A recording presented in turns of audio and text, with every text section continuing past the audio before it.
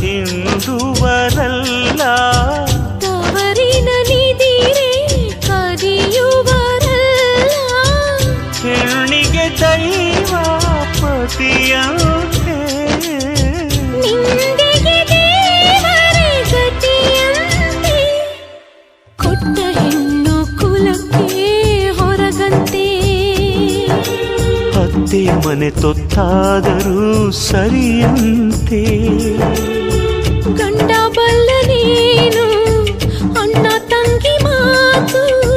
ಕೋಪ ನುಂಗಬೇಕೆ ತವರು ತಾನೆ ಸೋತು ಬಾಲ್ಯ ಚಂದವನ್ನ ಬಾಳು ಚಿಂತೆಯಮ್ಮ